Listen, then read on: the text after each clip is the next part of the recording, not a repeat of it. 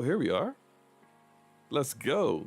Damage per second podcast. That's DPS podcast coming to you on a Freaky Friday instead of a terrific, tremendous Thursday. We are back once again. I'm your host, SloMoBackSlap. Co-host over here is Gaming Forte. Say what's up, Forte. What's up, guys? What's up, chat? What's up, family? Our fellow friends and gamers. You know, great day. A lot of stuff to talk about. So I say hello, Slomo. Hi, you say hello, Slomo, to these amazing people. I will. Shout out to Player, who apparently was listening in on Crossfire. That is likely still going on right now. Shout out to Booch and Crossfire. I was on there a few moments ago. Please check that out if you haven't after the show. I appreciate that. I'm sure Mooch will appreciate that as well. Rails there 00 in the house. Grumpy Shaman. Spider 13. How do I say that? Is that Chisel of 420. I appreciate you, man. Hey, look, hey, go ahead, D. I appreciate the support. Check out the replay later on if you have the time. We just glad to have you. And Arcade in the house. What's up, man? Oh man, yeah. Hold on. Lady Foxfire is in the house. What's up, Lady Foxfire? What's up, Foxy? All right, let's get into it. We apologize for not being able to do our usual time on Thursday nights. Forte had to do a midnight launch at GameStop for Super Mario Wonder and Spider-Man 2. How did that go, man? Man, I ain't get home to 1:30 in the morning. That's how it went. We had like about 72 people there. It went well though. Had a lot of fun. It was predominantly Spider-Man people there yesterday. Of course, because I think, Nintendo folks say I'm not hanging out at the wee hours in the morning with crazy folks. So I'm just gonna go pick my game up in the morning. So last night, I think I only had like 15 people pick up Mario of the 70. Some people had both games, but then this morning, speaking of which, I actually came home, and you know how you are when you first get home, you really just can't fall asleep.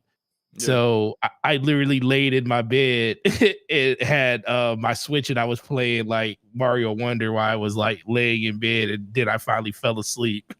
Probably like 45 minutes later. So and then I had to wake up this morning and go to work this morning and do it all over again. And oh boy, was it crazy for the first 3 hours of the day. Pretty crazy. But no, it was a good day though. It was probably for the best we didn't do the show last night, because I would have been doing a show even though I hadn't had sleep since Tuesday. So yeah.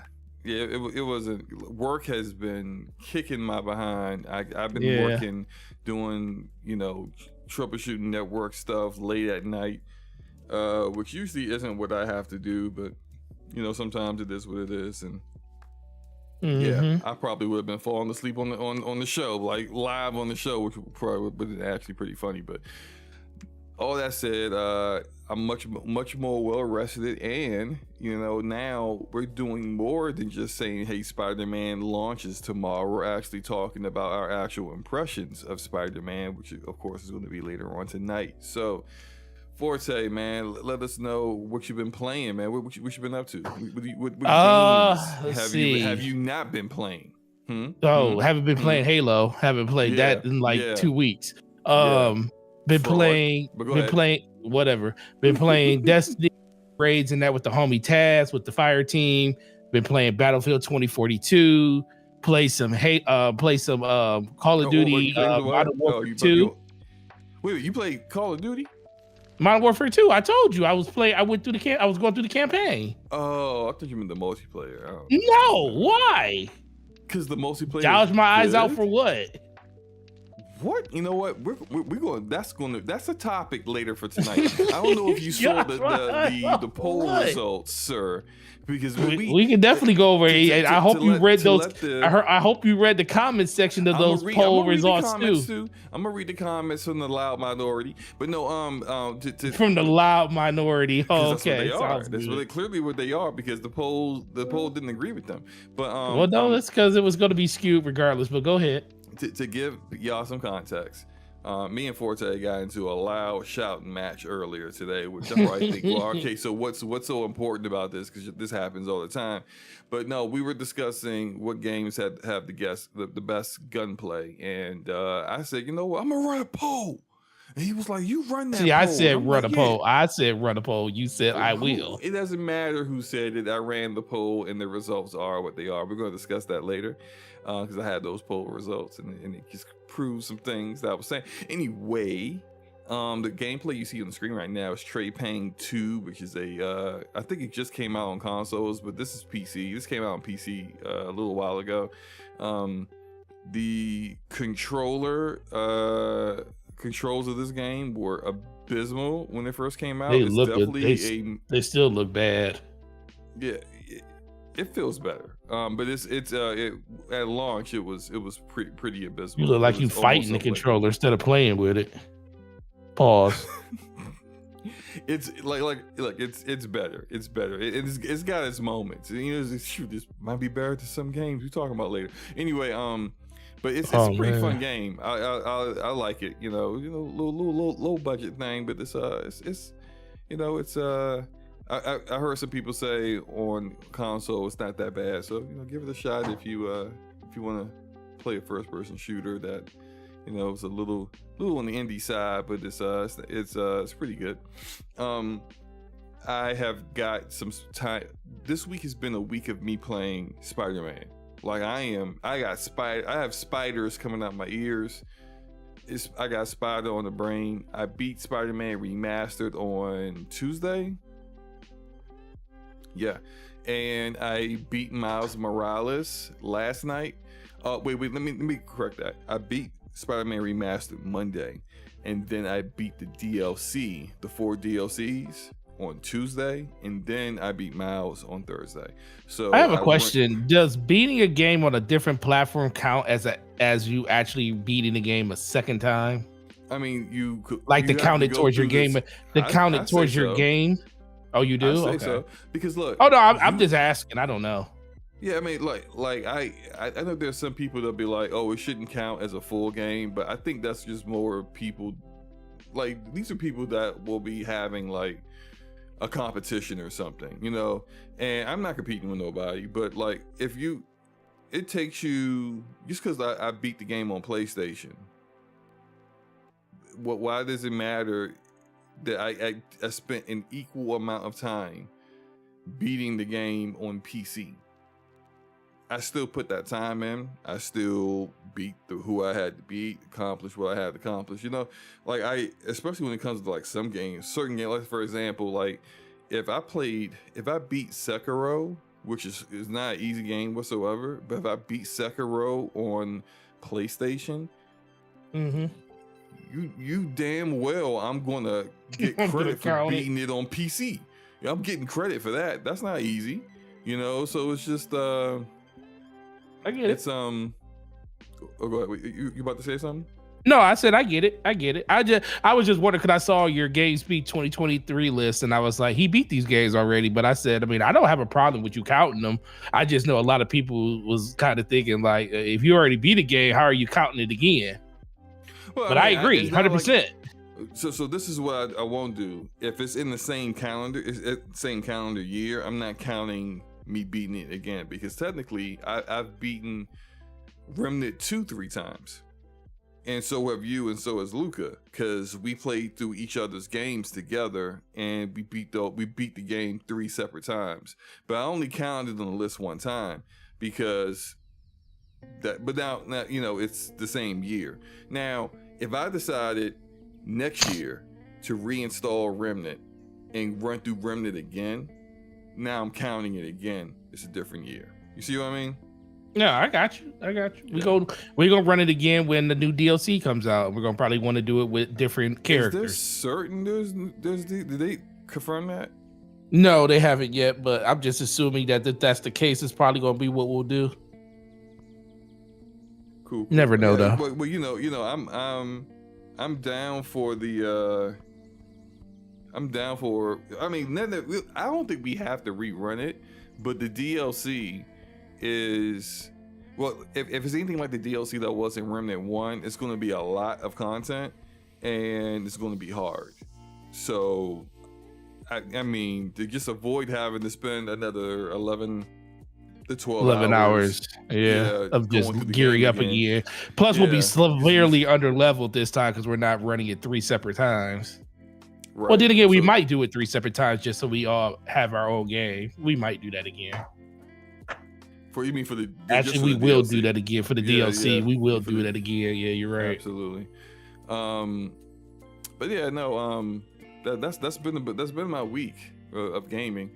You ready to get into these topics? By the way, did you see the slaughter I did in this gameplay with Traven? I'm saying that's the benefit to this game is that it's the bullet slowdown and the gore, like the shotgunning these random poor unfortunate souls is a lot of fun. Poor unfortunate souls.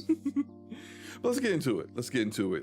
First topic of the night, and I wanted to get to this because we had the show last Thursday, and then the very next morning, Microsoft closed the deal and officially acquired Activision Blizzard King. So I was like, we have talked about this, you and I, multiple times. I know a lot of other people have discussed this, and it's almost become old news at this point, but it's not old news to us on the podcast. So that's the reason why I got it as the first topic. We can just briefly discuss our kind of final thoughts on this acquisition, put it to bed, and just move on. So Forte, my question to you is, what are your, outside of your fatigue topic, period, right? How are you feeling about Activision Blizzard King being acquired and finally, and it's over? And where do you think this will take Xbox, the ecosystem, the brand in the future? How I feel about it now that we're pretty much done with it. Ecstatic, exhilarated, exhilarated. I can't think of any other crazy, exciting words, but I think for the most part, the thing that I'm happy the most about is that Xbox didn't give up on it. It's like, because a lot of companies would have done that probably. I mean, we're talking about something that's going to cost them $69 billion. And then on top of that, you're talking about all the lawyer fees, all of the back and forth that was going on, the time and investment over almost a 2-year period to get to the point where they got to fund it. And then they got to pick up. And then, it was like a lot of uncertainty. I mean, you also were bringing in 17,000 new employees into the company. They just laid off 10,000. So, the longer this deal went on, the cost of ROI was just going through the roof. And a lot of people just didn't know if Xbox was going, or Microsoft was going to keep going with this. And I always told people, either this is going to get fully blocked or Xbox is going to give up on it. It's not going to be anything in between. And it just really shows that, Microsoft really, really believes in what gaming has to offer and what Xbox has to offer. It may not be the most exciting thing that some people think it's going to be, but I think it just shows that they have a lot of trust in what Xbox is going to be doing. They feel like it's going to be a pillar of the Microsoft ecosystem now. They had a seat at the table for quite some time now, but now they're fully entrenched, I feel like, because you don't just go out and spend $69 billion just to say that you're just, you're not going to just, even Microsoft's not about just throwing that type of money away. So right, like that's the I thing. spent $69 billion now, and then like 5 years later, I don't know if I'm feeling this gaming thing no more. I think I'm done. Like, Right. Yeah. And that was the biggest thing for me you're fully because invested at this point. yeah, they're fully invested because that was the whole thing that I kind of telling people about when it came to the leaks of how Phil Spencer was, the whole talking about how if they didn't hit certain metrics or numbers, they would have to rethink gaming. I think that was all before the even Activision was even thought of, and it's a lot of stuff that was collaborated inside of some of the emails that came out, some of the conversations that Phil Spencer had while he was being deposed, where he's talking about that Activision isn't the end goal, it was the accelerator to the goal. And I think that was the thing that they were looking at. Like, hey, this is a huge boost to what we want to do in gaming.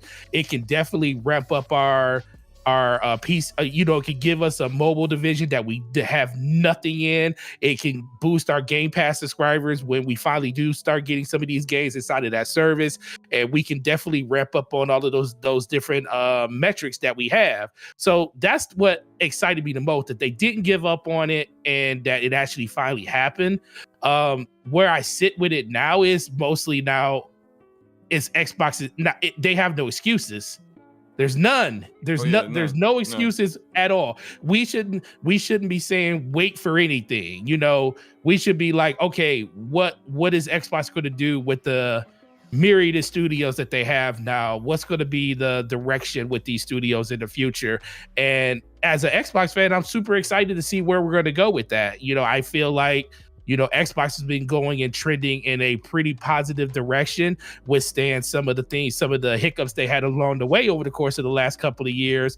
But I think they're learning, and I think they got the right, people at the head that need to basically usher in where they need to go. They just need to make sure that quality stands at the forefront of everything they need to do and not let anything kind of slip off right now. But outside of that, man, I'm very, very excited on everything that's basically happening inside of that ecosystem. It just comes down to them just showing it and not just talking about it now.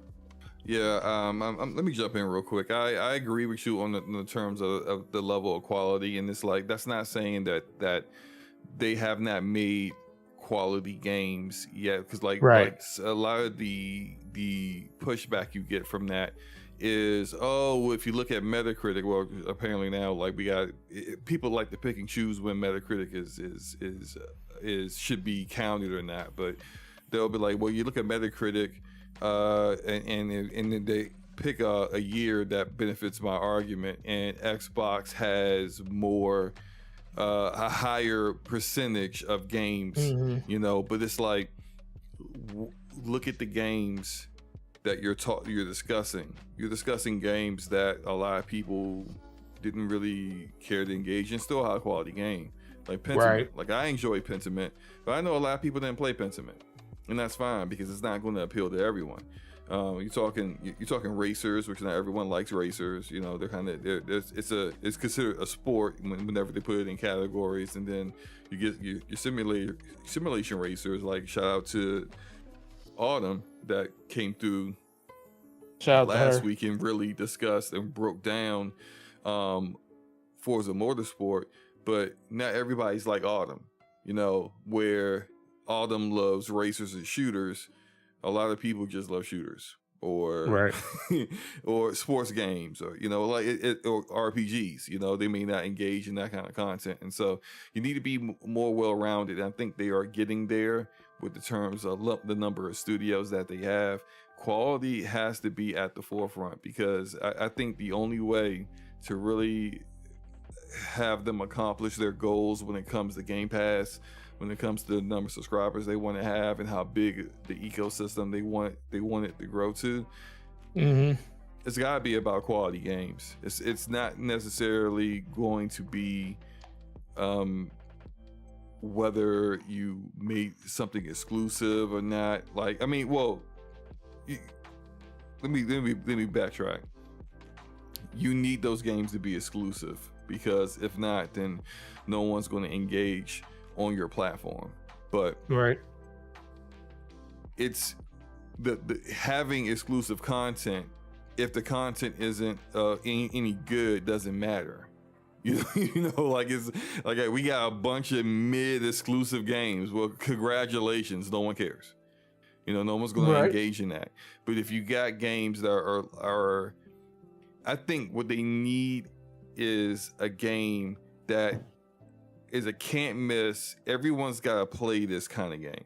And I think Nintendo and PlayStation will deliver on those kind of games, and everyone generally will jump in and say, "Oh, I got to get that." And on an exclusive level, Xbox hasn't had that yet for a while. They used to have for a while. When it comes to Halo and Gears, it used to be, no, you have to play this. Like, it doesn't matter if you're not really into this genre, you need to pick this up. Where the casual audience really gets tuned in and they hear about it. That's what you need. And I'm not saying that's not going to happen or anything. I'm saying that that's what I'm hoping their goals are to focus on. And with Game Pass, of course, you're gonna get. You just can't rely on like third-party games alone to really grow the service. It's got to be that first party. The third-party publishers are gonna put in games like Rainbow Six Extraction, like Exo Primal, like games that they're working on that are like AAA projects, but they don't really believe in them like that. And then when you see the games that you like, all right, for good reason, they don't believe in them, so they put them in the service to see, maybe that they'll cultivate an audience that's outside of our traditional pricing model. You can't rely on them. You gotta rely on your own content, which is why they're acquiring so many studios, so that what happened last year never happens again. Like what happened last year was we got one game and it was a AA game. One game from first party proper and another AA game that was second party. What you want is a consistent amount of quality titles coming out that are first party, which is where you should be getting the best value from. And hopefully that starts next year. And if it does, awesome, but that's Microsoft. Glad they and ABK, glad this thing is over. and of course it's going to be the next thing is everyone's all like, well, who are they getting next? And I really want to keep putting the bug in people's ears that maybe they don't acquire another big publisher next. Maybe that they're done with that and they just acquire developers that fit their platform. I don't think they get another publisher before somebody else gets one first. I don't think they get another big publisher, period, honestly. No, that's what I'm saying. I'm just saying if they do get another publisher, which I don't think they are, but if they do, it's not going to be until somebody else picks up one first.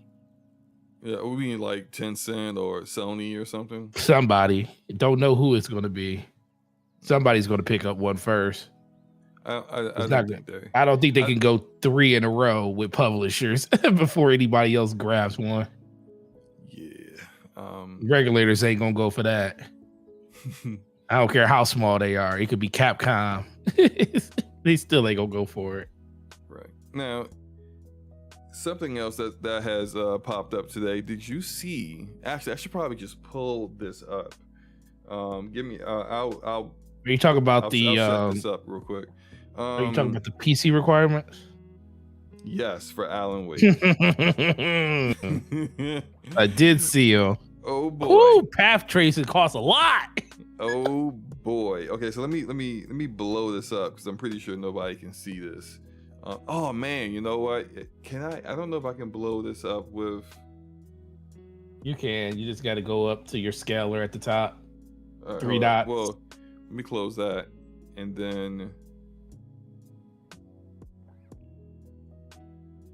this might be better because if I open this, it still goes. You know how like it gets smaller when no one can see that, but if they can see it like this, then that's fine, right? Yeah. There you go. Okay, that's the max I can make it. Whoa. Okay. I can see No one can see that anyway. Can you see that? I can see it on the screen. Okay. All right, fine. Well, you have good eyes. Alan Wake 2 PC requirements. This is probably the last big game that's going to drop. Well, let me stop. Call of Duty Modern Warfare 3 is going to drop. So there's 2 big games that are left to come out this year, and that's Alan Wake 2 and Call of Duty Modern Warfare 3. Alan Wake 2 is next month, right? Yep. Okay. And these PC requirements, this seems to be a running thing, and you get a lot of people complaining about how demanding these games are now. And I this is going to sound really bad, Forte. No, it's not. It's going to sound great, but go ahead. Y'all need to just get over it. It ain't never going back to wherever it was before. Upgrade your PCs, bro. Like, sorry, Grumpy Shaman, you're right. Avatar, being made by Massive December Entertainment too. and Ubisoft. Yeah, that's December. I'm actually going to jump in on that because I actually think it looks pretty. I am too. Yeah, y'all need to just upgrade y'all PCs, bro. Cause like y'all can't keep complaining about. Look, when you see this consistently, every single game that comes out is and you look at your rig and you look at where your rig stacks up in this, and you're in the minimum to recommended area. You're over here, but you want to be over here. Well, you need to buy gear that gets you over here, okay, and not be over there. So yeah. And for those who listening to this on audio later, what I mean is if your PC is in the minimum, the recommended area for non-ray tracing, but you're complaining that you can't do ray tracing high ultra settings, then you should upgrade your PC so that you can do this. Now, to FTW the chat, it's like Todd said, you might have to upgrade your PC. There is a point to this, right? There is a balance. There has to be a balance to the force. The balance is, yes, some of y'all need to upgrade y'all PCs. The other side of it is don't release a game without an FOV slider. Todd. So maybe and don't release a game that like the highest, most powerful GPU in the world at times drops below 60 FPS. That's not the upgrade your PC. That is, you need to optimize your daggone game. So there's a balance to it, and I've never really seen people say Remedy releases a lot of buggy games. Like I do remember that Quantum Break didn't have a reload, but yeah, it's their games aren't really all that buggy, but their engine is really, really demanding. So that's why you're getting this. Like Ultra with no ray tracing, you need to have a 4070 or a 7800 XT. You need to have 12 gigs of VRAM. And even that's with an upscaler on performance mode. No one wants an upscaler on performance mode. It usually looks ugly. So the question looking at this table. Yeah. Mm-hmm. I had the question I have for you, SloMo. It's squarely looking you in the eye right now because you got a 3080 Ti with 12 gigs of VRAM. Yep. That technically you might. I still think you'll be able to hit. You probably won't be able to hit 4K Ultra, but you'll be able to get 1440p Ultra. Right. But ray trace is out the window. More than likely, yeah. Ray tracing out the window. You gonna have to, unless you gonna play at low settings. Low ray tracing, right? Low ray tracing. So my question: like, how is that 48? Hold on, a 3080 Ti is better than a 4070. You just don't have frame generation. You don't have. You don't have frame that. Generation is better than the 47. So I could probably do medium ray tracing, but where it really comes down to what I'll choose to do, and I always say this. I can't stand when games release on PC and they don't have the option to choose your monitor, because I have a 1440p monitor and I have a 4K monitor. I'll play in 4K if I have the option to, and my rig can run it at 4K. Typically, the 3080 that's a toss up the 3080 Ti. If I can't keep it maintained at 60 FPS, I go back to 1440p.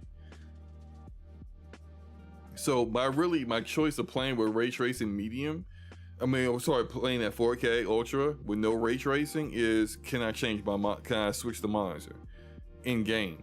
If I can't, I'm definitely gonna go 1440p and ultra settings, medium ray tracing. That's the route I'm gonna go.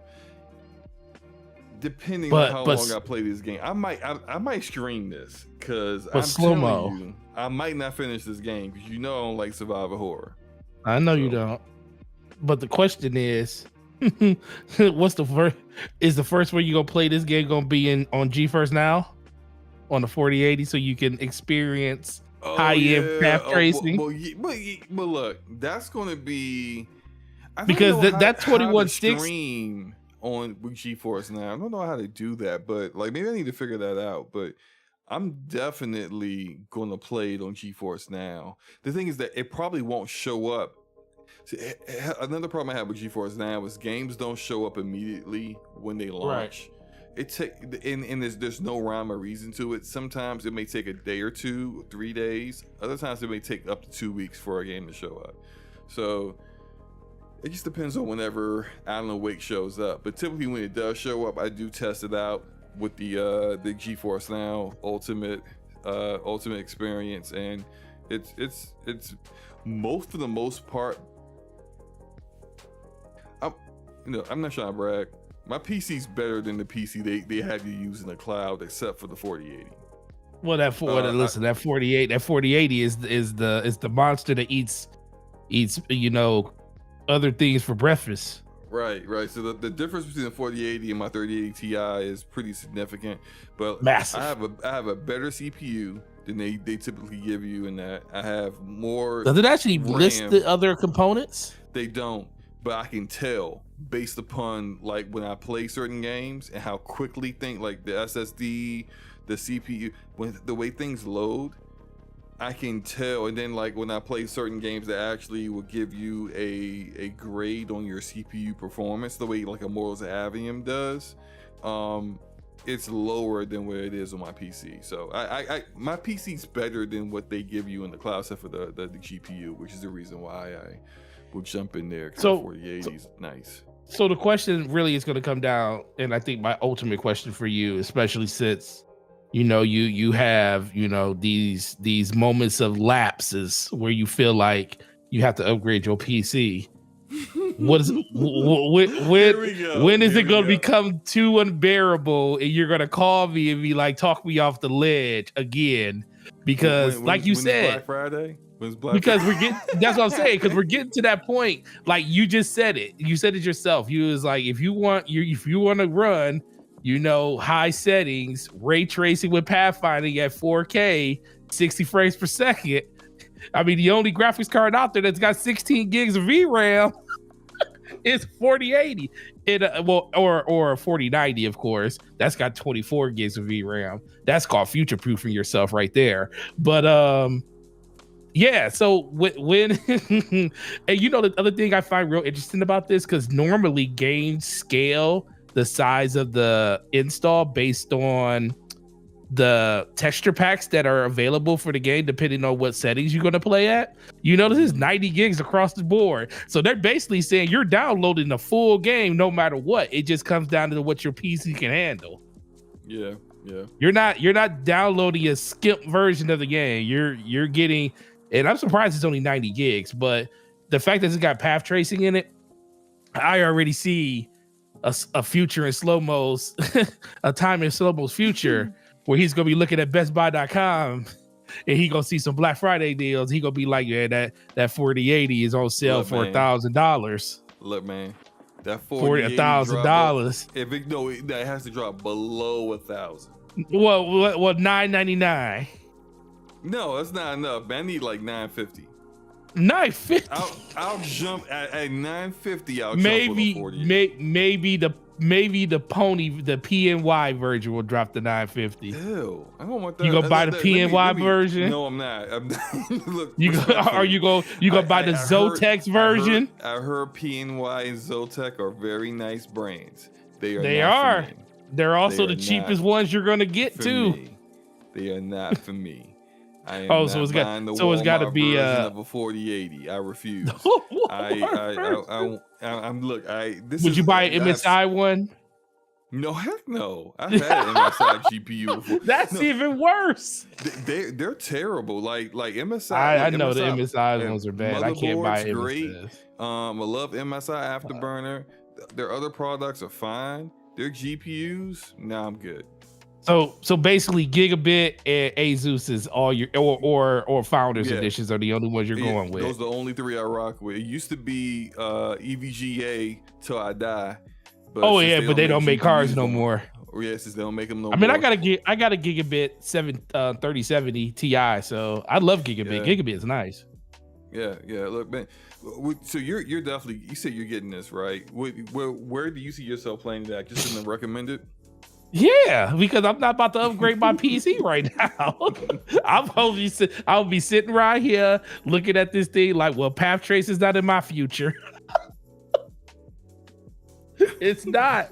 It's really not. I get it. Listen, maybe low settings. I can get it. And maybe if I go to 1440p 30, I can get it. But I got a question for you. Because this is probably gonna come down to if I ever beat this game or not, right? This game gives me a lot of Resident Evil vibes. I'm not really big on Resident Evil. Mm-hmm. But the one Resident Evil game I really enjoyed was Resident Evil 3 Remake. And it wasn't just because I like Jill. I do like Jill. And visually it looked amazing, right? But I thought you were gonna say Jill looked amazing. Well, she did. She looked great.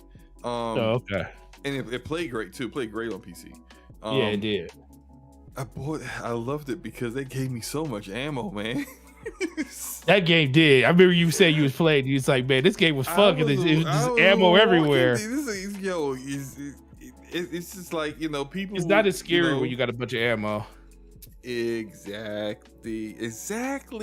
So if you look at this footage, right? First of all, I don't like no deer head antler looking dude breaking through no wall at me and taking bullets to the chest. Like, I don't know about that, right? Hey, listen, man. You see how much you see those shadows though? Those shadows was nice. It looks great. You see how much ammo it does look great. You see how she got 18. Well, she got like 40 shots left. Once those 40 shots is gone, what you gonna do? Exactly. I don't like that. Oh man, she gotta cleave it. Shooting. And she finally kills the enemy, and she got like basically two magazines to her name. 3 magazines in that guy. Yeah. You went from 41 to 21. Yeah, it took 20 shots. You should have shot the dude in the head faster. That's what it was. You ain't aim for the head, SloMo. Supposed to be better than this at shooters. Aim for the head, bro. My gameplay, man. Oh, it's not. Okay, good. I'm about to say. Why would you think this is the game ain't out yet? You think I got this? Oh, it does say summer. It does say summer. What? Yeah, you're right. That's my fault. It does say Summerfest in the top corner. Well, that person was wasting ammo because they were aiming for the head like SloMo would aim. You think I got clout like that? I can just get Alan Wake 2 like a full month early or something? I don't know, man. We got people out here. No, shout out. You got people out here getting they review on. Shout out to Kofi with his 300,000 with a 2 zeros and a K views on his review. Go check out his Spider-Man review. Amazing. Really, I actually liked it. It was really good. But you can do that too, SloMo. You can do that too. Do what? You can do that too. What? You get review? Yeah. You can get 300,000 views on a review too.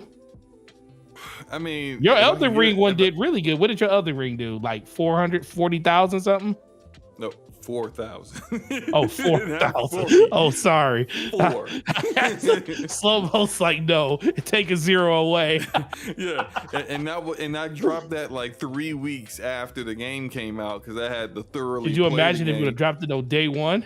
Exactly, but I don't get games. I don't get review copies of games like that. We gonna move on. Look. This game does look fire though, bro. But she used a lot of ammo. They did a lot of ammo. Way too much ammo. They didn't really. I don't have the other. Actually, I haven't seen any footage of actual Alan Wake in the game. I haven't either. A lot of her.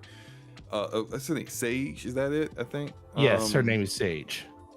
I haven't really seen much of Alan Wake, but I do like the fact that you can just switch back and forth between them. It's pretty cool. They got 2 separate stories. And again, like we said, it looks amazing. But are you sure you're gonna be able to play this game, sir? I don't know. I'm looking at the vibe of this game. I can see you like, you know, like walking real slow, like how she's walking with the flashlight. You be walking even slower. Look, Saga, that's it. Saga. I knew it began with an S. I guess, yeah, Saga. That's her name. Her name is Saga. Yeah. Like CAGA. I mean SAGA. Yeah. Oh, okay. Hey, Wow. Her parents had a idea. He's named after. It's like it was like Activision when it came to all their mobile games. They named all their mobile games with Saga at the end of them. Yeah, I might live stream it. Did somebody pay for you to play this, or are you just doing it off the kindness of your heart? I just want to play it. Oh, okay. Well, shout out to you. Look, I respect you for that. Because I know you don't like, because I thought somebody probably paid the $50 to have you pay this. But no, if you're doing it out the kindness of your heart because you want to play it, that's salute to you, bro. Because that means you're growing up as a gamer, and I'm proud of you. Excuse me? You heard me. That means you growing up as a gamer. Oh my God. You know, we're gonna move on. Because listen, you can't even deny that you even say you are a scaredy cat, of these type of games. I never said that. I said I don't like these kind of games. Y'all drew why wouldn't you be able to play it then, SloMo? What's the reason you wouldn't be able to play it? Why? I don't like what? Jump scares? Fight back. No, look, the jump scares don't scare me. I have zero problems with that. So could you play something like Outlast? I wouldn't want to play Outlast. You don't have a weapon. Why? Because you don't have a weapon. Yeah, so what's the purpose? Escape. You escape. You escape. Why? Stay alive. Why does anybody want to play Persevere. That? Why does anyone want to play that? A lot of people. It was a really good game. Look, we're gonna move on. Which season update of a game you want to talk about first? Halo Infinite or Battlefield? We can talk about Halo because you know, you've been playing it more. Okay. I played a little bit. We can play more. Talk more. Do we only have to pick? We could just go ahead. You played since Tuesday? Yeah. A little bit. I played a little bit. I never said I didn't play. I just didn't play with you. You said why? What are you about to say, SloMo? Go ahead. Earlier today. Yes. You said you had not played the game. No, I have played the game. I haven't played the game like recently. Like Wednesday came out Tuesday. Thursday. I played on Wednesday. I played on Thursday or Tuesday. I only played like 2 matches. Oh no. Yeah, you're right. I'm thinking last Tuesday I played. No. I have not played this week. You're right. That was over a week. That was a week ago. Yeah, no. You're right. Yeah, because that was the week I said Halo's back. Yeah. That was before the update. You're right. SloMo was about to have a heart attack. He's like, you lied to me. No, and then it was gonna be like, how you gonna play without me? No, I'm just like you all over the place because you said I was thinking of a week ago, and I'm just like, what in the world are we talking about? Yeah. I played it last Tuesday, so I didn't play this Tuesday when the new update came. You know, you're right about that. Dang, the new update really is only bringing content. As far as the performance of the game and how fun it is. Is Firefight out yet? No. Yes and no. So the official Firefight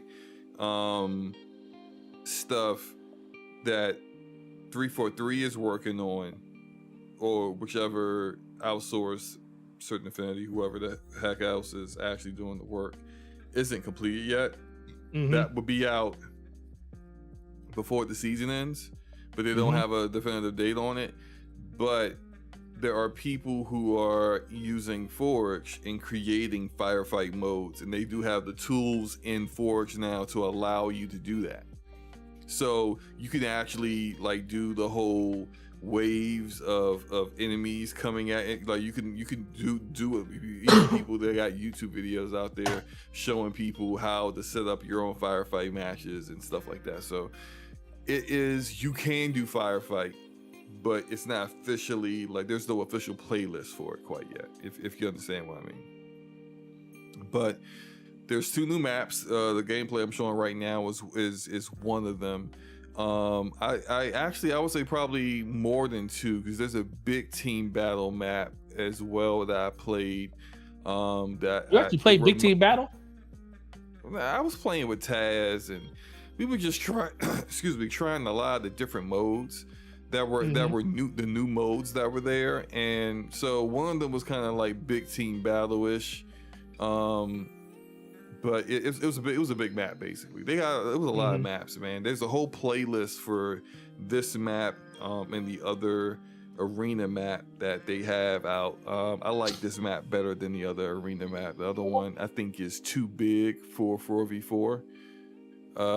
But it's like, it seems like it's a map that in my eyes doesn't really fit in Halo, because it's so big that we were doing, it was a Team Slayer match, and it felt like it was taking forever to find people because it's 4v4 and the map is so big, and I think we barely hit. Someone hit 50 before the time was up. So but this map, I like this map a lot. This map is awesome. I like the way I like the purple haze, and I really like the aesthetic. Yeah, I like the aesthetic of this map. I haven't played the update, so when I saw your gameplay on X about it, god dang, X, I can't believe that he named it. Just call it Twitter, X. Man. Yeah, Twitter. When I saw your gameplay on Twitter, I was like, "Oh yeah, this is a really cool looking map." Are you still playing it? Are you still playing through Steam? Did you see? I did see it. I did see it. You think you slick? You be up there doing these people like that on there, man. Man, so I'm gonna have to play some Halo, man. Yes, you do. Damn it. Anyway, no. There is desync is not completely gone. And I changed my mind. So that's the other video I was talking about. I saw. That's what I'm saying. I said I need to play some Halo. Then you just reminded me about desync. You're playing, okay? You're playing. Yeah. Okay. You're gonna play Halo with me. In the moment my bullet curves around the corner and does not hit a person, I'm gonna be mad. Why would you? You know what? Never mind. So it's good. The update's good. The player base has grown. A lot of people are coming back. I think that's awesome. There's a lot of different modes to play. The gunplay feels great. It's the best gunplay 343 has had. But I mean, that was known. This is the best gunplay 343 has done even back at launch. But a lot of the buggy issues are gone. It's just fun now. They got this whole career rank now thing. So if you're looking at the screen, I'm still in bronze because I haven't played like in 2 months since starting this week. It had been 2 months since I last played. So I'm still in bronze. I'm like a captain or whatever. That's my current rank or something. But it goes all the way up to, like silver, gold, diamond, whatever, right? So yeah, it does. There's extra progression systems outside of just the battle pass. The cosmetics are great. Oh, you're gonna love this, Forte. So you know how like you can buy armor coatings? Yes. Now, armor coatings, there's a little like icon below the coating that lets you know it could be used for multiple armors. So it could be used. Oh, you could actually use them on multiple different armor shells. So instead of just being a coating for the Mark V, it's an actual coating for all of them. And you can see that the ones that don't have that icon, it's just for a particular piece of armor. And the ones that do have it, it's for everything. And that's retroactive as well. So there are coatings that you already have that work on everything. And so essentially I have now taken all of my armors and I have them either in that white and black with the matrix look, like under armor coloring. I got that for like half of them, and I got this other one I bought this week where it's just like green and purple and some other colors that look real good. And I got like my other armors are using that, so it's good. It's good. I like the change they made on the cosmetics, and they actually have cosmetics that people want. You know, remember how like in the beginning, like, everybody's armor was all dingy. Yeah, if you wanted really good looking armor, you had to buy the esports armor. Right. Now the esports armors don't look as good as the rest of the stuff, so it's just the graphics they put on. I was like, why do these things look like this? They got flood armor in it too now. So let's say it's like your Spartan is infected with the flood. You can see like the grotesque flood like coming out of their helmet. Spend some money on Halo. Let's go. It looks pretty nice. It looks nice, I gotta say. So yeah, I played some matches. I actually ran into a couple of people in the community in one match. It was pretty funny. And did you win? Oh no, I was just me and Taz. We got bodied, but I mean, of course, I didn't get bodied. I would. Oh, here you go. So wait. Are you trying to say that Taz, Sir Taz, Sir Taz 247 that's in our chat right now got bodied? You're instigating. Did you just say that Sir Taz is in our chat right now? Okay, look. 117 got bodied. As a team, it was an objective-based match. It wasn't Team Slayer. We were doing the playlist for this map. So was it a big team game or was it 4v4? No, it's 4v4, but it was like... So you saying that... It was like control. It was like control where you got to hold control points. So what you're saying, your 25% of the team held up, but the other 75% didn't. Right. Which includes 117. No. Why are you That's what you just said. Why are you like this? Why are you instigating? No, you just said that, I lived up to my was fine. I just said did you hear what I just said? This is exactly what you said. You said, "Oh, so you got body." And I said, "No." No, and did I just literally just No, did I literally just said so you're saying I went like 11-7. Like it look.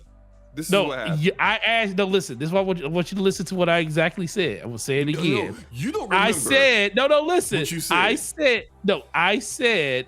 Are you saying that the 25% of your team that you carry was fine and the rest didn't live up? The word carry. You stop. Well, not carry. No, I said the 20. I did say I do carry in there, but I said the 25%. I said the 25% of the team that you occupied was okay. Obvious instigator too. You're supposed to instigate in a way where people don't realize they're being. Oh no! You ain't supposed to. You ain't Taz, you ain't supposed to. Taz, you are not supposed to be. You're supposed to be mad at this man. You ain't supposed to. He said I did get bodied in a few games because they reset my controls. I don't want to hear that, Taz. He was trying to get his dead zones figured out. It wasn't his fault.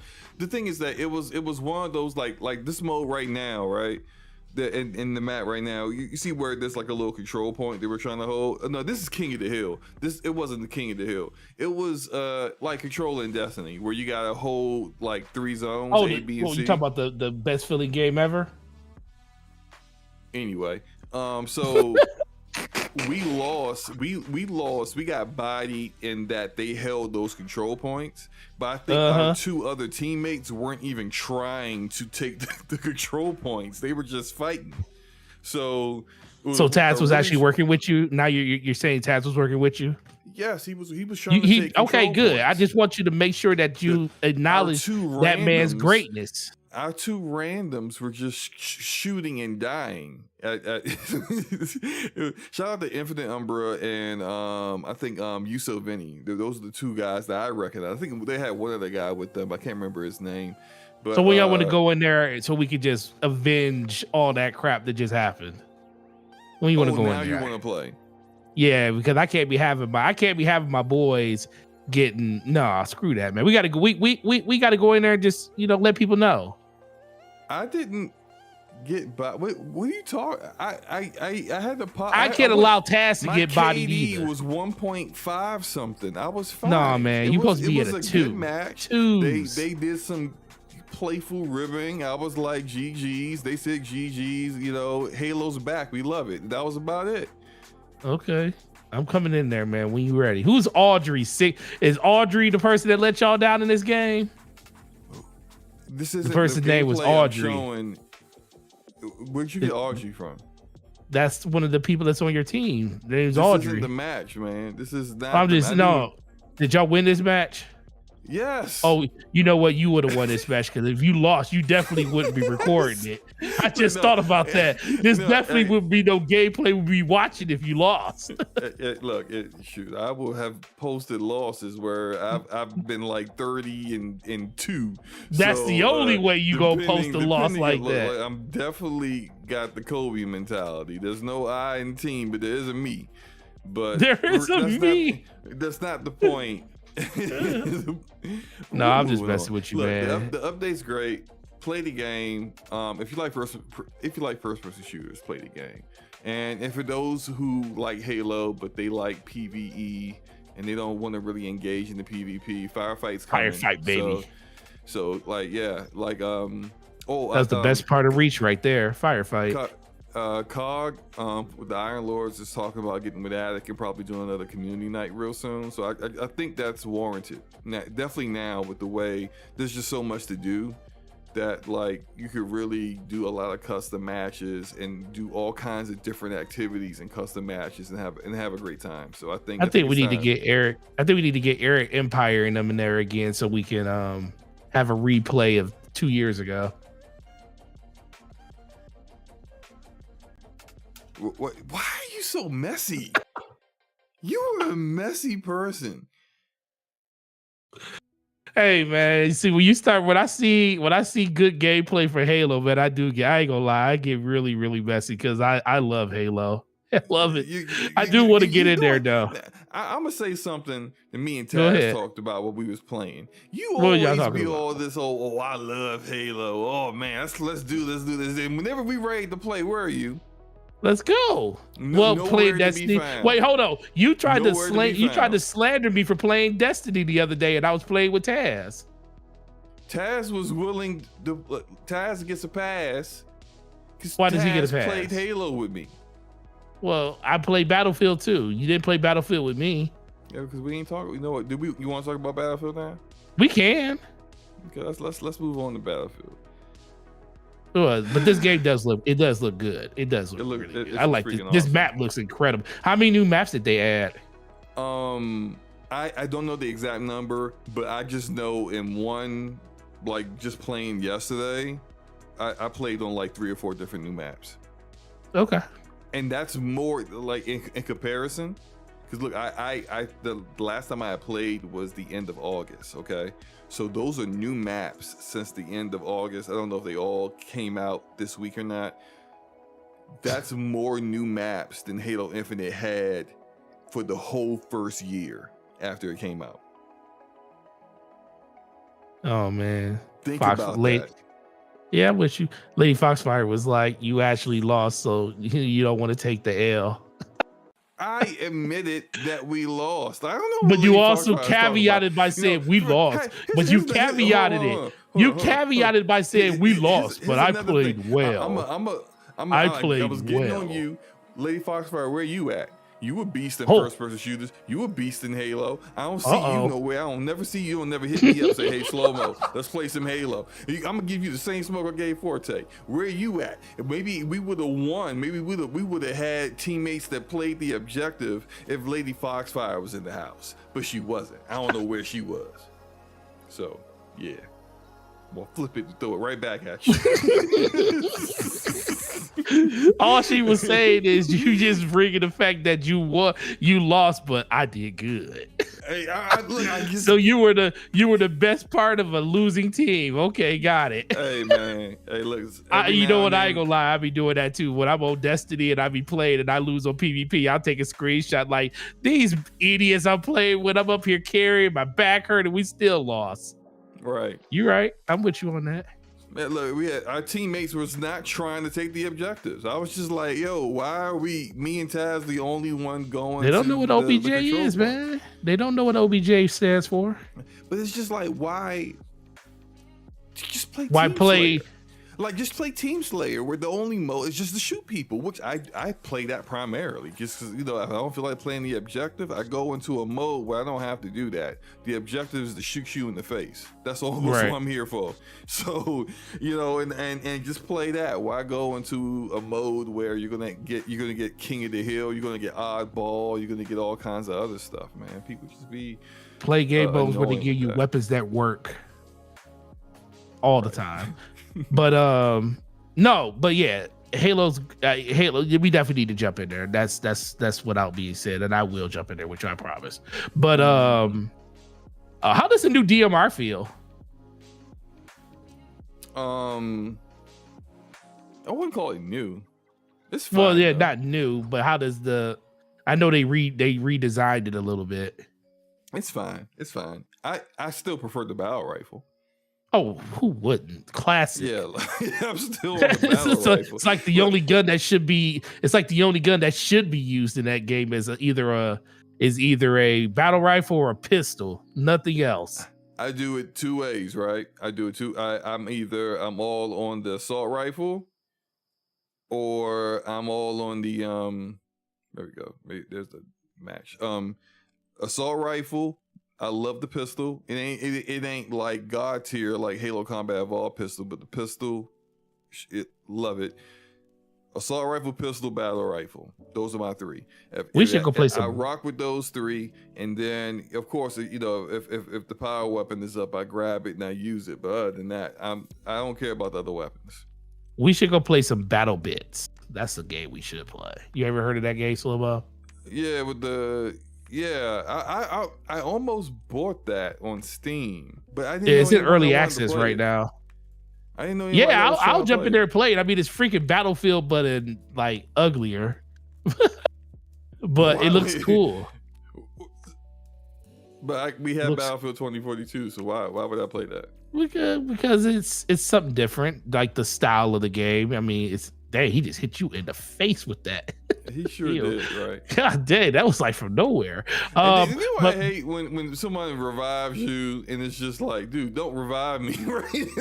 Right, gonna revive you just to die again with this dude. That's like you try to get more points, but then you get me sacrificed. Yeah, you ranking yourself up. But Battlefield. But this is the one thing I will say. This year, Whedon has some phenomenal shooters when it comes to just longevity and stuff. It took them a while to get to where they are now.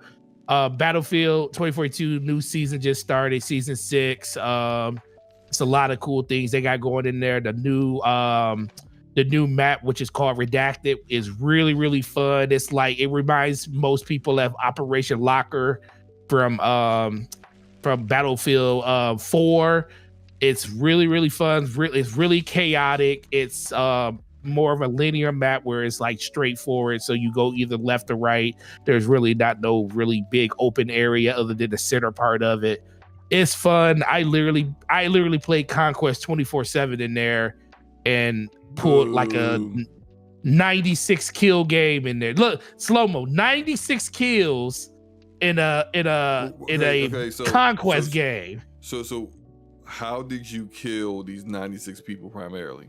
SMG, shotgun. I had a couple. The thing is about the season with the battle pass, the way it works now, it always worked this way.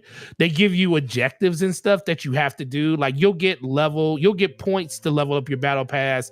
Like every 6,000 XP you get gives you a point in your level. And there's like, I believe 9 dots for each level that you have to complete before you go into the next level. So progression's a lot slower, but there's objectives and missions you can do that give you anywhere from 3 to 5 points. I'm in week 2 now, so every objective I complete gives me 5 points towards each seasonal ranking level for the battle pass. So you're using a whole bunch of different weapons. Like they have one where you got to kill 20 people with throwing knives, and there was one where you had to use a DMR or a sniper. I know. Taz, that's not what he asked. I asked you, how did you primarily kill these 96 people? Because I know you're gonna tell me about some chopper or some no chopper. No, because that map doesn't have vehicles on it. So you shot and killed 96 people. 96. I know you recorded it, right? Yes, I did. Okay, I want to see this footage. Oh, hey, yeah, I definitely recorded that. I was like, oh, I was trying to get the century mark. I was close, but I was trying to get the century mark. But so the funny thing is, somebody else on the map had 100. 28. 28 times. But there was another person on the map that had 136 kills and only died 12 times. What are you playing against bots? No, it's like if you get like there's certain weapons in there. Like if you see it, like okay, so one of the really good weapons is the it's like M800, which is a shotgun. That thing has so much reach on it. It's like you turn a corner, if you see this person, all you got to do is shoot center mask, and that thing is going to drop people like crazy.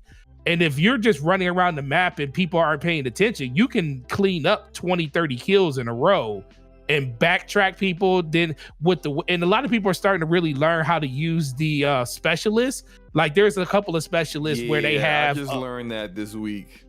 Yeah, there's some specialists that hack you and they can see through walls and stuff on you. Like this stuff I didn't even know. I was like, could I just play with the traditional, like the assault or the support? But like one person has the ability to hack you, and then she basically has night vision goggles that she puts on and she can see through walls and stuff. So she can like literally pinpoint you when you come around a corner and just drop you.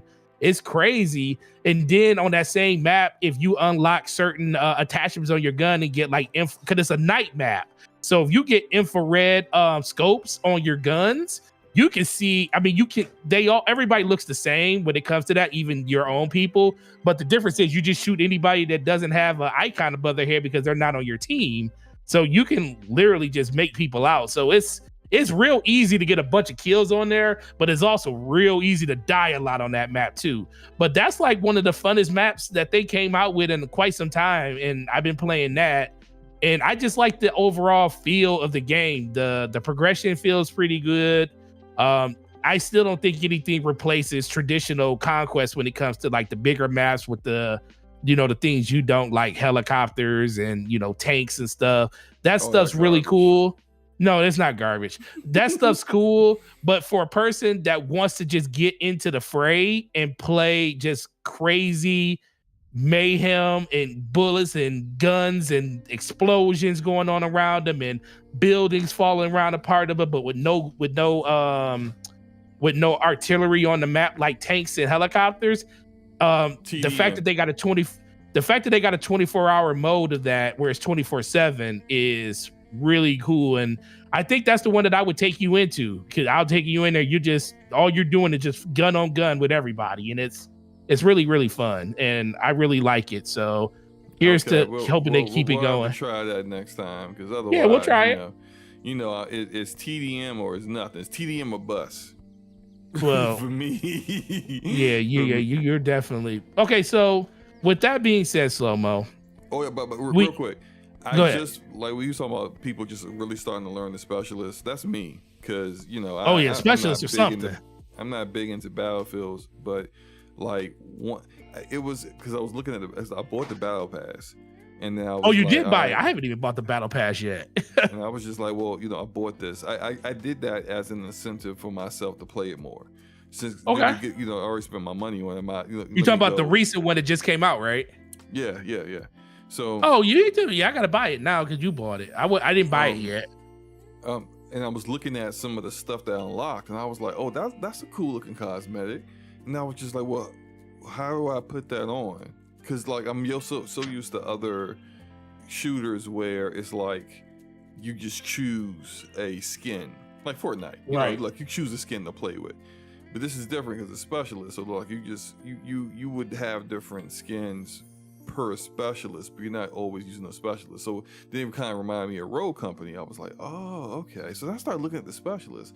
Then I started looking at their abilities and the skill sets, and I was like, why have I been using Assault all this time? And Assault don't really give you much of anything like other people get. So now I'm starting to run with the Recon dude with the suit, where it's like he's harder to see, and then he also has this sensor that where it's like this red pulse sensor grows. Yep.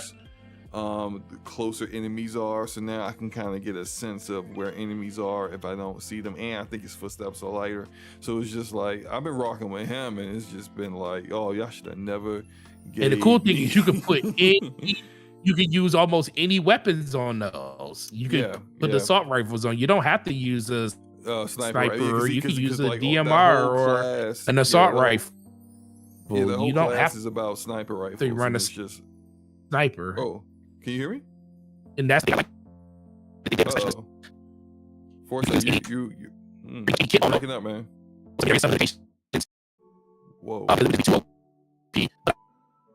fact that they Let me mute him. Forte, you're breaking up big time. Yeah, I don't know what just happened. I don't know.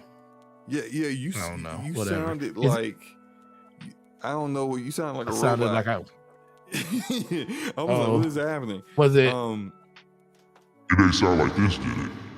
No, it was worse than that. It was worse than this? Yes. What about this? That it sounded like that. Yeah. Oh, yeah, okay. Yeah, it's pretty bad. Okay. He said, I never heard anything like that. Yeah. You know what he sound like? You ever watch the Transformers movie? Like the back in the day, Optimus Prime died. The only really good Transformer movie, right? Oh, you talk about You Got the Touch, right? Yes. The cartoon movie, right? Right. Yeah. You know, Optimus Prime, baby. You remember the All About? Oh, you talking about? Yeah. I know which one you're talking about. I forget his name, but I know who you're talking about. And he was like, "Oh my God, here we go." That's how you sounded.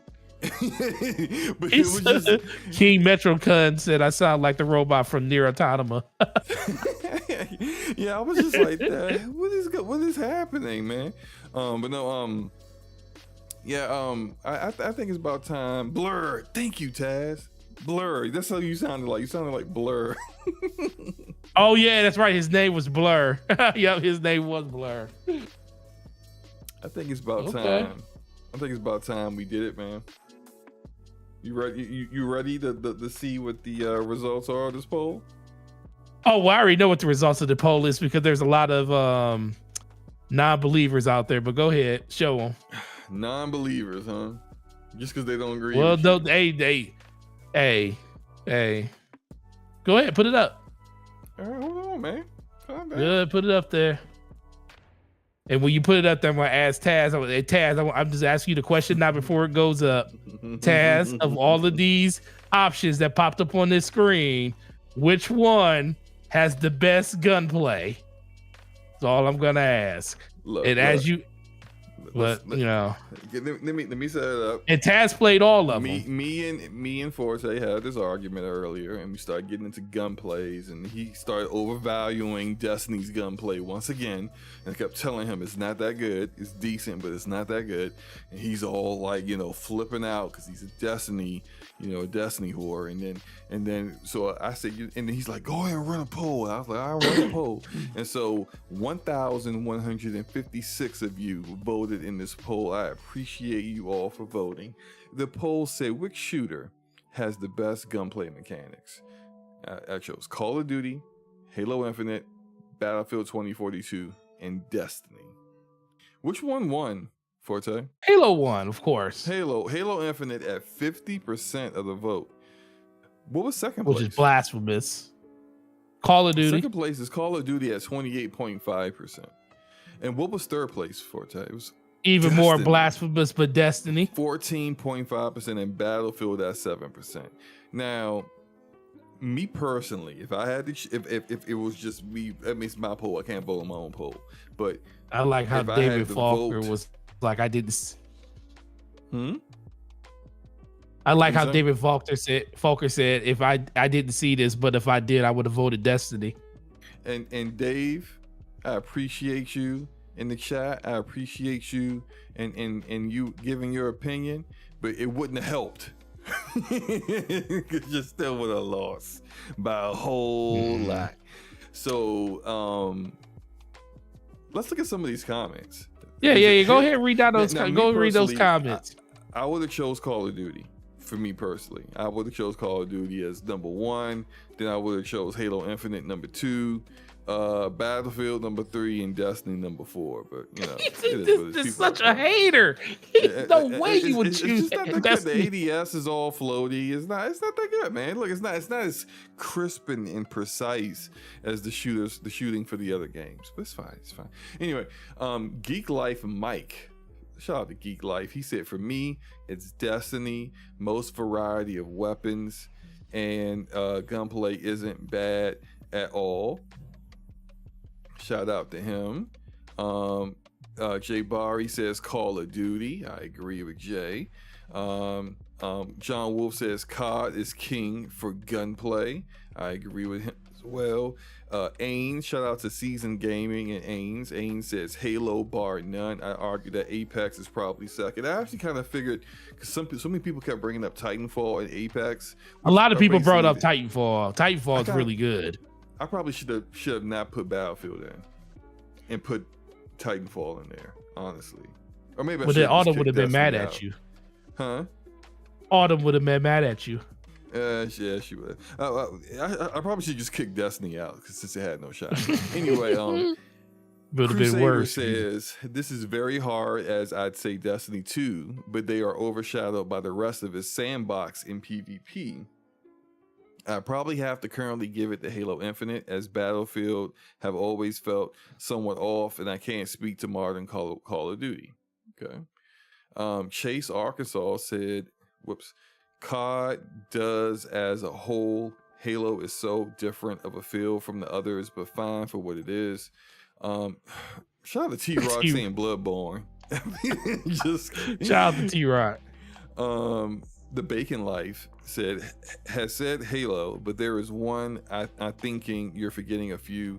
Borderlands would be my pick for gunplay, but also Titanfall and Doom. Now, Borderlands, look, y'all know I'm a massive Borderlands fan. I would not choose Borderlands for its gunplay. Its gunplay is fine, but it's not like the focal point. What the focal point for Borderlands is the different variety of guns and abilities, and the way those things synergize together with your mods and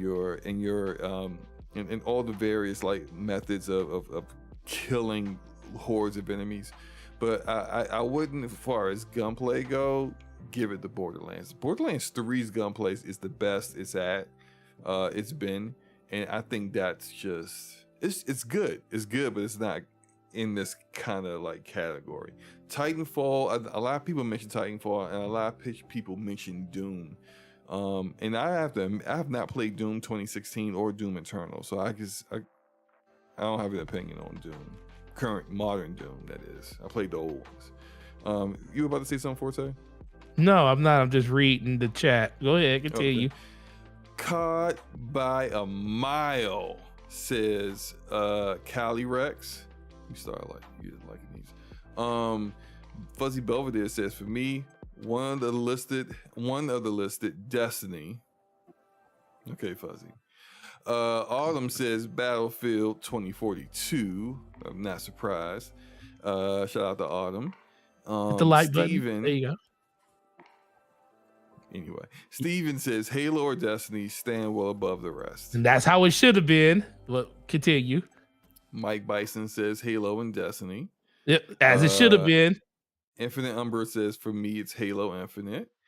Gen X 128 says Halo Infinite hands down. Gators Raid said none of these. What is okay? So what? What is your thoughts? Okay. Do I click? I don't know if I should click this. Okay, good. It's nothing that bad. No, that's nothing. So he didn't actually give one. Okay, all right, but thanks for nothing. Thanks for nothing. Sean says Halo Infinite is next level in my opinion, but I can understand anyone saying COD because that is smooth as well. I agree, Sean. Chaos Reborn says Call of Duty has the smoothest feeling gameplay for me. I agree. This is RPG Crow says I think Halo Infinite is the best overall. Call of Duty has the best audio. I do agree with that. The audio, the way the guns sound when you reload, no one can beat Call of Duty when it comes to the audio. Yeah, the audio is great. Best overall. You could agree with that, right, Forte? Yeah, definitely. Yeah. Best overall feeling guns, Destiny. I disagree with that. Once again, agree. That's all I agree about. Preston Grimes, Rainbow Six Siege for me. Siege is a really good feeling game. It is. It's just not for me. I can get that. I can get with that. I can understand why that. It just isn't for me. That's the only thing about that game. Okay. Let's go. Yep. Let's go. Veritas says, let's be real, nothing tops Destiny. I'm not liking that. I'm sorry. It doesn't. The gunplay. Let's go. Comment. I'm not liking it. No, he like that comment. He like it. Rith God says Halo Infinite, and it's not even close. We all saw its greatness, and it's finally being achieved. Game deserves all the upward trajectory. Let's go. Jesse Odom, Geekhead says Infinite, then COD. Evans 40 says all of them, and also also none of them. I'm not like Warface. I seen. Isn't that a free game? Warface is a free game. I've never played that. I think I installed it on PlayStation once and just never got around to playing it. Proceeded to delete it, probably. Probably, yeah, for space. I don't. All right, cool. Warface. I know it's got first-person shooter elements, but I've never played it, so I don't know. Apex. Southside Italian says Apex. I'm gonna tell you why I don't like Apex Legends. I can't see the enemies. I think it might be maybe the color scheme or something, but I feel like the enemies blend in with the background, and other players are shooting at me, and I'll be like, who is shooting at me? And I just can't see them. Like, I don't know if they got like some accessibility options to put like an outline over them or something, or something. I don't know. I can't get with it. For Bregas says, out of these, I say Halo, but nothing can touch Counter-Strike. I know there are a lot of mouse and keyboard people who feel that way. King Arthur just has a Halo Infinite. Destiny and COD by far says Doom Otari. Let's go. I just liked it because he had COD in there. Steve says Destiny, Halo, Titanfall, then everything else. And everything else is below the bar. Is even a debate. Halo is too damn smooth. That was no Walita, Starborn Liberty, Titanfall.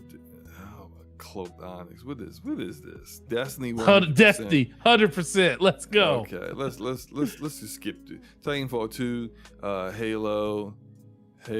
Such a hater. That guy said Destiny. He does not get a like. Dark Tide. Warhammer? Most realistic gun uses I've seen. I have to play that game. I haven't played it. I haven't played it either, so I will say this. I did play some of the older Warhammer 40Ks, and the guns do feel good in that game. They do in Warhammer games. I gotta try it. Cooper, I like this guy. I don't like his take here. Destiny by far, and you know that. No, I don't know that. So that's why I'm not liking it. Who are these Destiny people? Did you bring all these Destiny people? It's a streak. Let's go. All these Destiny people, Destiny. Both new Dooms. Love Halo, but COD is the one. Doom. Wolfenstein. Hello Infinite. I didn't know that. I didn't know about that one. I don't know. That's a game. All right. Look. That's it. But the poll has been completed, and the winner is Halo Infinite. Yeah, Second you know place what? is And Call I'm not. of Duty and Destiny is third. So, Forte, what are your thoughts about? So you want to know my thoughts on this? Okay, I'm gonna tell you my thoughts on this. No, I don't mind being wrong. No, I don't mind being wrong about this. This is what I think. I think Halo definitely deserves to be up there. I just feel like Destiny should be right next to it. I feel like if Halo is, I feel like Destiny and Halo should be 35, 45%, like, or 30 to 45% for each one of those. I feel like they are very comparable to each other. I think, like we talked about with me and SloMo, we were talking when we were arguing about this. There is one thing that SloMo is absolutely correct about. I think the balance of Halo is the reason that the gameplay feels as smooth as it is, because it's already a smooth feeling game. It feels great to shoot your guns in that game. That is not to be denied. But the balance is what makes that game super approachable, and it's the complete opposite for Destiny. Destiny has by far the best gunplay of any of those games, but it is not the most approachable game because you have to get those weapons in order to compete in stuff like PvP. So when we're like talking about this, like, a lot of people just don't, I mean, let's be for real. A lot of people just don't like Destiny. It's 100% known that people just don't rock with that game. And I get it, because a lot of people were upset at the direction that they went in the game, and it pissed the people off. And they said, I'm not effing with this game no more. I get that. Now, Call of Duty, I can, 28% for Call of Duty. I think that's a little high. I think Call of Duty is a really, really good game when it comes to feel. But I just feel like the action of pulling the trigger, and this is all I always put it down to. I'm not talking about just how the game runs, like running around, and how the game feels. I'm just talking about when you pull a trigger in a game, how does that gun feel? And I feel like Destiny is the best feeling when it comes to that. Then I say Halo, then I say Call of Duty, and then I'll probably say Battlefield, but I'll say Battlefield only because it's kind of a slight learning curve. I'll put Battlefield more up there, whereas something like Counter-Strike is, because it's a unique feel to the game that you have to have. You can't just pick up a gun in Battlefield and use it. You got to actually know distances on where you're shooting from and everything like that, compared to Call of Duty and everything else is kind of constrained. So, I mean, I'm not mad at the results, because I think Halo should be up there. I just don't feel like Destiny should be at the bottom, because I don't think that's accurate at all. Yeah, and also, like, a lot of people were mentioning other games that I didn't put in there. If Twitter allowed me to have more than 4 you would have options, had more. I would have had a lot more. I would have had in Counter-Strike. I would have had in Apex Legends / Titanfall. I would have even put in Splitgate, which I think has Splitgate might be the only other first-person shooter out there that attempts to do first-person shooting the way Halo has it, where it's a very balanced. It's in terms of like what you go into the game with versus how you can level up weapons and unlock attachments, unlock weapons that are better than what you get at the default, which is typically what you get a lot of times in a lot of other shooters. And where those weapons are better or not, really the ones you unlock is really it depends on the game, but it's Splitgate has really good gunplay. But yeah, my thoughts. Well, let me shout out some of the people in the chat and their thoughts. In our chat here and now on Twitter, and their thoughts on it real quick. FTW says Halo, Battlefield, COD, then Destiny. King Metrotron says Halo Infinite always had best gunplay, but it got overshadowed by lack of content. Taz says just gunplay. Destiny 2. Poll says gunplay mechanics, which is COD. I agree with that. Let's see. Dave says the reason I would have chose Destiny is because each different weapon feels like a different weapon. Sometimes I'm playing Call of Duty and a sub feels like an assault. Okay, that's a good point. Arcade says if we talking modern COD, it doesn't touch Halo. Battlefield 2042 hasn't gained better hasn't gotten better. Still no Halo. Destiny, nah fam, good though. Dorian Gray says Valorant and Apex. And Counter-Strike used to be the king of shooters. And okay, cool. Okay. Let me get my thoughts real quick. Now, I will agree with Taz on the what he said, where he said that Halo 5 would have been the top if it was on the list. I do agree with that. I feel like Halo 5's gameplay was even better than Destiny's gameplay at that point. Halo 5's gunplay was incredible. I prefer Halo Infinite's gunplay to Halo Guardians. I like it better. I mean, it's comparable. I mean, I just think when you just put all of the weapons together, Halo 5. Dave in the house. What's up? What's up, Vay? What's up, bro? But go ahead. What were you about to say? So here are my thoughts on it. And the way I typically value gunplay, it's about ADS speed and accuracy. That's my number one preference.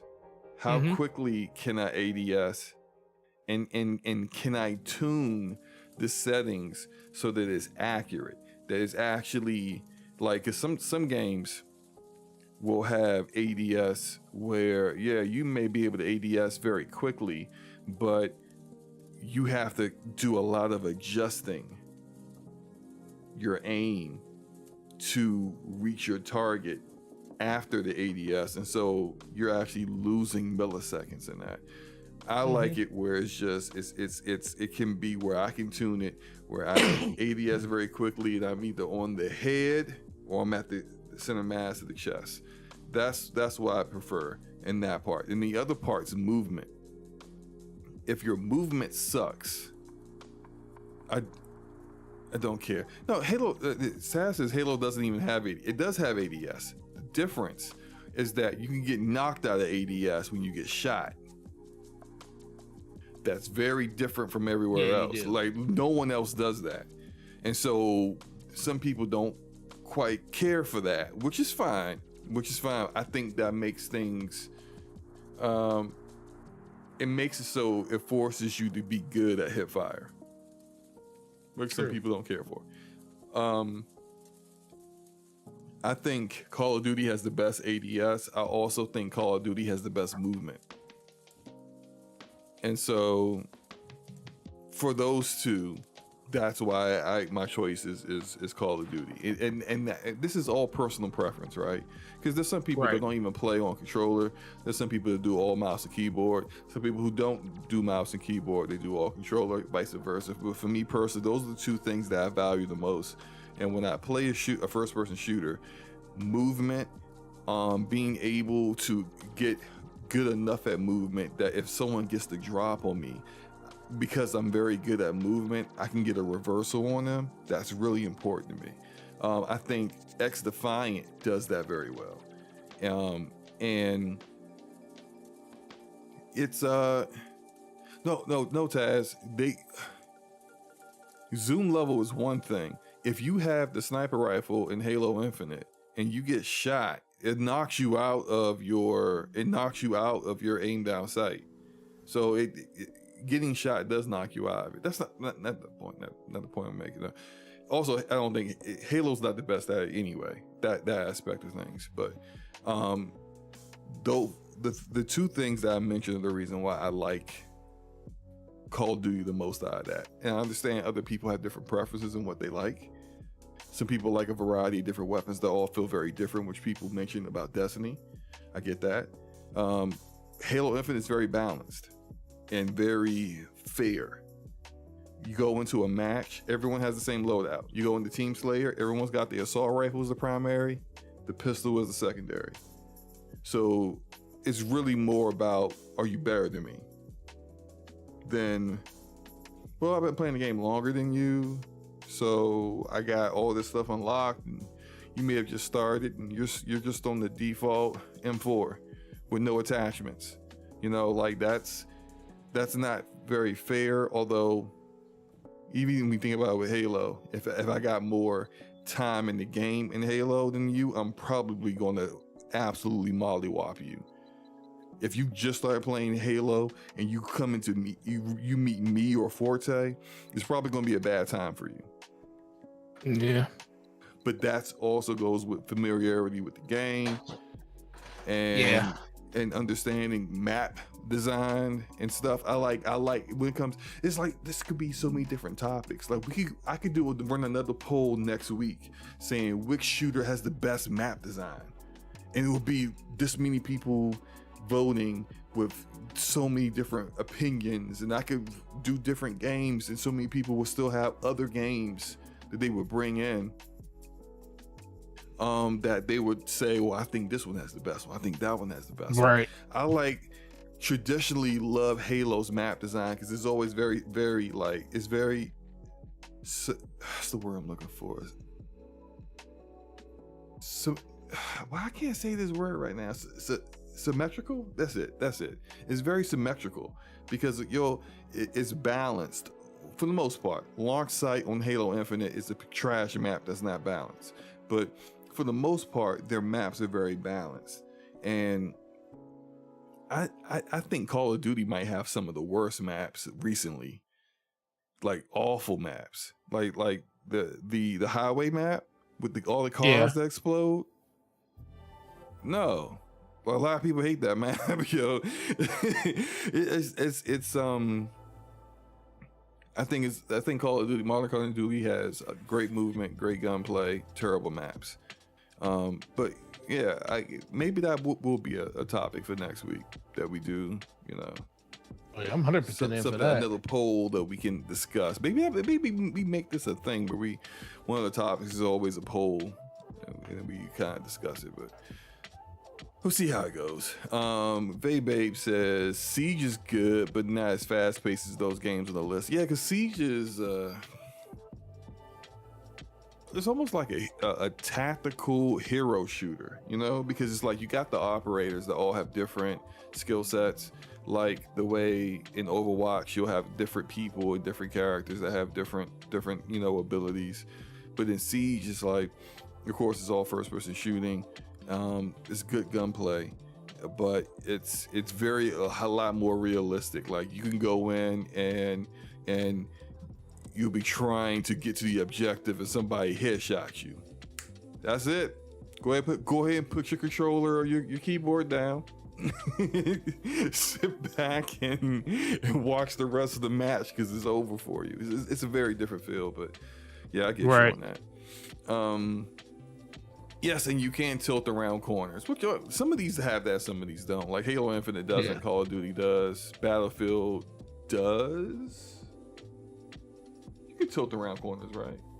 Yeah, you can. Yeah. Yep, you can. Destiny, you have the perch to do it. Yeah, you got a mantle, yeah. Some games have that, some games don't. The more tactical the game, the more you'll see that.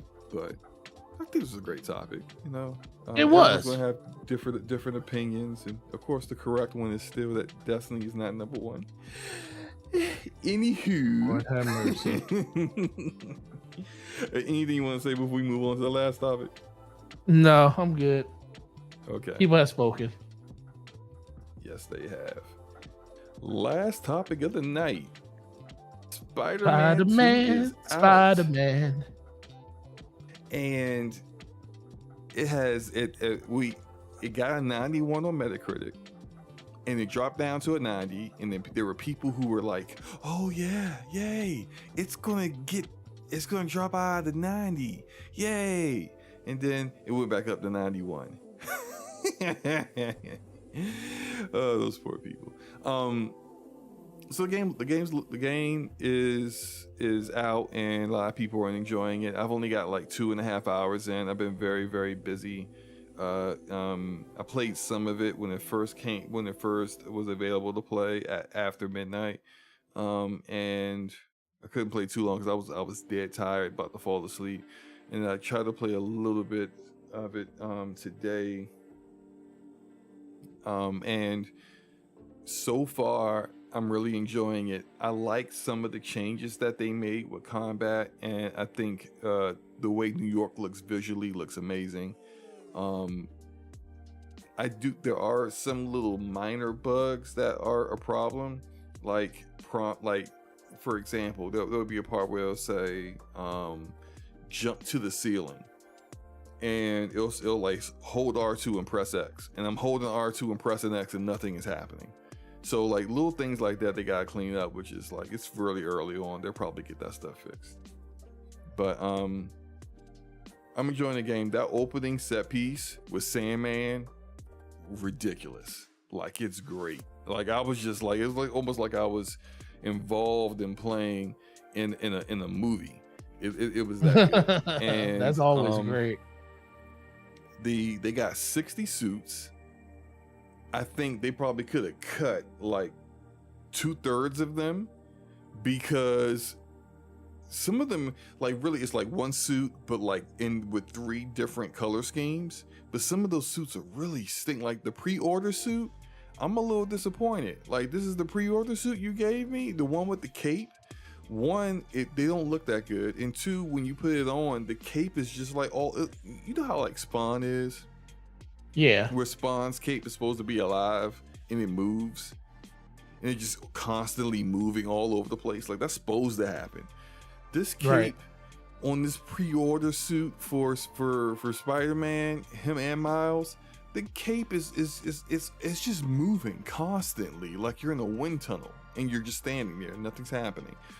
At one point, the cape was clipping into Spider-Man's body and flapping. I heard in front you of talking him. about that. And I was just like, it's distracting. I'm trying to watch the cutscene and I can't watch it because I'm looking at this. So like, they gotta fix little things like that. But they took away the gadget wheel, so now it's like, what you do is you hold R1 for Spider-Man's gadgets, which Miles also has, and you'll hold R1 and press one of the buttons to do that.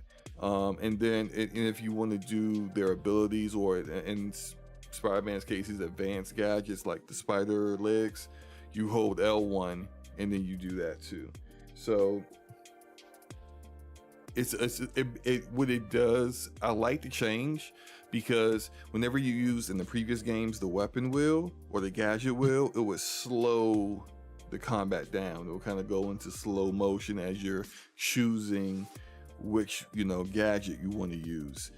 Now everything stays free flowing because you're just switching and moving, and you have less. It's simplified. You have less to choose from, but it just works. It just kind of works better.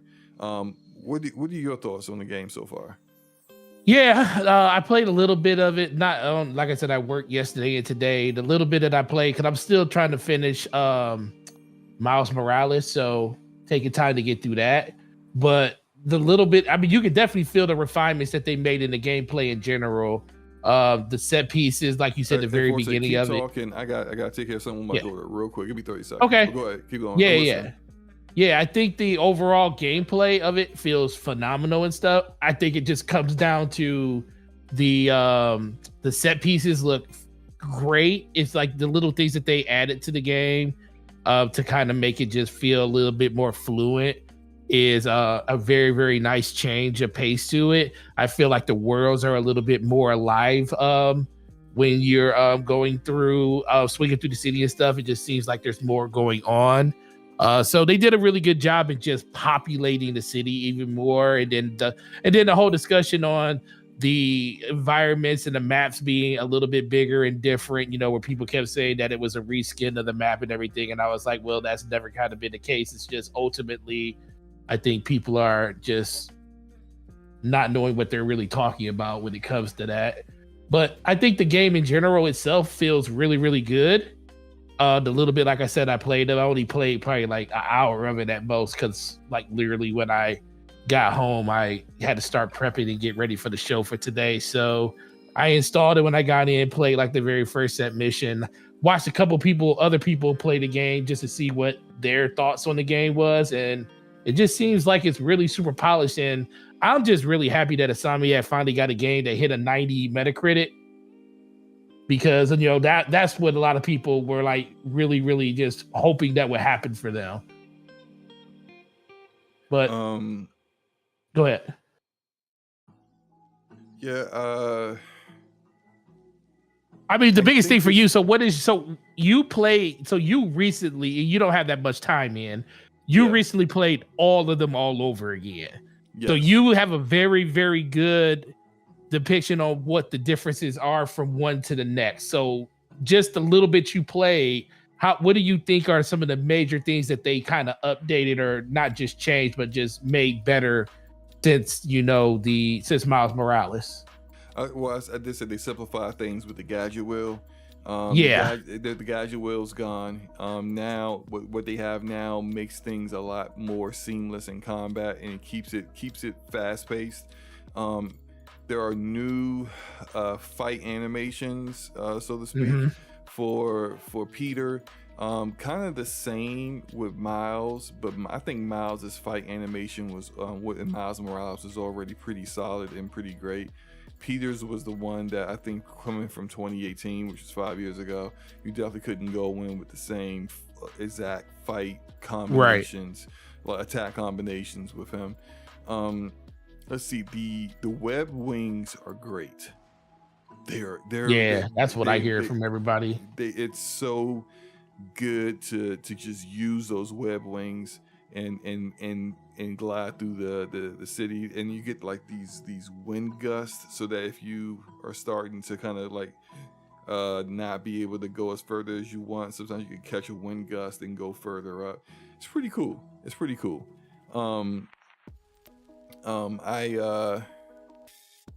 I think that I like the way they incorporated some of the stuff in Miles Morales. For example, Genki is like Miles's guy, his IT support, his support guy, right?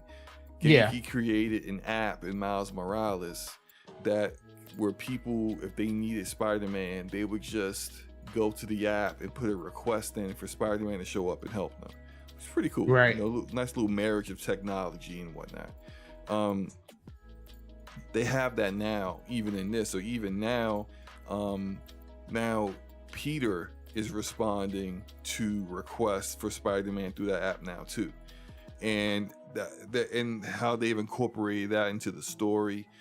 Something else that I think is different. Have you ran into like Peter or Miles while you were out in the open world, like just on a mission, and you ran into him? Yeah. That kind of shocked me. That was cool when it happened. Yeah, I responded to a robbery with Peter, and I'm fighting, and then out of nowhere, Miles comes and just drop kicks an enemy that like I was just like, whoa, like it's not all right, Miles, and he was just like, hey, you responded to this one too, huh? And it's just like I found that to be just how dynamic that was, to be so cool. I think one of the biggest changes narratively is the focus on the story. This is definitely like, I can see already how this story is different than the previous games. And a lot of people have been like, oh, it's just typical Spider-Man. It's not a Spider-Man game. This one is getting into flashbacks of Peter's past, his past with his Aunt May, who, not really spoilers here. It just happened at the end of Spider-Man 2018, but Aunt May dies. And he's still kind of dealing with adult things, like dealing with the mortgage of her house and dealing with just kind of being in grief over what happened to her. Miles also is dealing with his relationship with his mom and their dynamic, and so there are times where you're it's not just a cutscene, but it's actually interactive, like where you're one of them is riding a bike with another character through a neighborhood as they're talking. So it becomes a bit more than just you sitting back and just watching the story unfold. You actually have a more to do there. It's more interactive. I like that aspect of it. And I like how they didn't just, okay, here's the next game, so we're just gonna forget everything that happened in the previous games. All the abilities and skills that they learned that you developed in the previous games are still there. Like, right, Miles has his venom punch. He's got his venom dive, and the one where I forgot what it's called, but where he bounces, uses his venom powers to bounce all the enemies around him up in the air. He has all of those abilities already, and it's more about just you have all these skill trees. Some of them are blocked off, and I think, just my speculation, I think part of Peter's is blocked off for the Venom symbiote. When he gets that and the abilities he'll get with that. But there's also skill trees that are for the two of them together. And I think that's really, really cool. So where I'm at now, Craven is just getting into things. But visually, game looks awesome. Of course, compared to how the previous games looked on PC, with me playing them at ray tracing, I played Spider-Man 2018 at 4K 60 ultra settings with ray tracing at medium on my PC. That looked better than this game, and it should, because this is on the PS5. It's on the console. Miles Morales, I had to play at 1440p max settings with ray tracing on, because Miles, with the underground enemies you fight, with all the neon lights all over them, the ray trace reflections and lighting was just it's like Cyberpunk, almost in Cyberpunk in a way, where it's just it's way more ray tracing going on than in Spider-Man 2018. So the hits of my performance was a bit harder, so I just played it in 1440p, which is fine. This game I'm playing, you've got a lot of options here. All the modes have ray tracing in them, which is great. And Insomniac's engine is awesome. It's just a great engine. I'm playing in performance mode. Is it performance? Wait, no, I'm playing in performance mode with VRR on and 120 hertz output mode enabled. And so I don't know the exact frame rates, because I know how to measure that stuff. I just haven't quite done that yet. I might do that later on, but I don't know what the frame rate is, but it's pretty stable. It's pretty high. I haven't noticed any drops or anything like that. But to finish up, what I plan on doing, I actually, this is one of those games where I took my PlayStation out of my office and put it back over where my OLED TV was, because I wanted to see it in all of its glory, the big OLED TV. Because my 4K monitor is great that it has 144 hertz, but it ain't, it doesn't have HDR, it doesn't have VRR. I want to see all the visual perks from the OLED. So I'm gonna beat the game on the OLED, and then once I start going to get the platinum, then I'll move it back into the office and hook it up to the capture card, and probably stream on the DPS channel me getting the platinum of the game at that point. But I'm having fun. I think the game is deserving of its 91 Metacritic. 91, SloMo. It's not gonna fall below 90. Nope. Not with 130 reviews. Nah. I'm having a lot of fun with it. I'm enjoying it. I think it will be nominated for Game of the Year for certain. It's definitely going to get nominations, but it's also definitely not going to win. But it's definitely a level up for Insomniac in a lot of different ways, and I'm enjoying it. Anything else you want to say on it? No, man. I'm just, like I said, once again, I'm just happy that Insomniac is being recognized for the game that they released and stuff. And I think it was, I forget who said it, but I think it was Bad Bit. Fight, man. This boss fight. Yeah, it looks crazy. Yeah, but some people just look at these games and they say, "Oh, it's not just because it's not on your preferred platform." People get upset and they want to downplay stuff. And just be happy, just enjoy the games that come on your platform, and be happy for the ones that come on other people's platform, because that's competition. That's going to make everybody else do better. Right. And if you want to play the game that is not on your platform, then I don't know, buy the platform you want to play the game on. Right. I don't know why people act like it's like impossible to play the game. There's a method here. You know what you need to do. Go ahead and spend that money. I did real quick before we finish. I want to talk to some of the like I would say hypocrisy I see out here sometimes. Ooh. So like people will complain about like people nitpicking and being super technical on issues that happened with Starfield, and then turn around and do the exact same thing to Spider-Man. And then their justification is, well, they did it to Starfield. I'm like, and what was your response when they did it to Starfield? You didn't like that, and you argued against that, and you said people should just play games to enjoy them. So why aren't you doing that right now when it comes to Spider-Man? There are people out there on Twitter right now that are intentionally doing things completely out of the way that it was supposed to be done in the game in order to force bugs. And it's like, and then going around taking that out of context, like video clips, to create narratives that say, oh, the game is a buggy mess. It's not a perfect game whatsoever. I've got bugs. Not at all. But a buggy mess is that you're clearly pushing a narrative because people said that about Starfield, and they were exaggerating, doing the same exact nonsense you're doing. But you're both two sides of the same coin. You're both making stuff up for fanboy wars, and you're both hypocrites. So I mean, like, you're not better than them. You just look just as bad, just to let you know.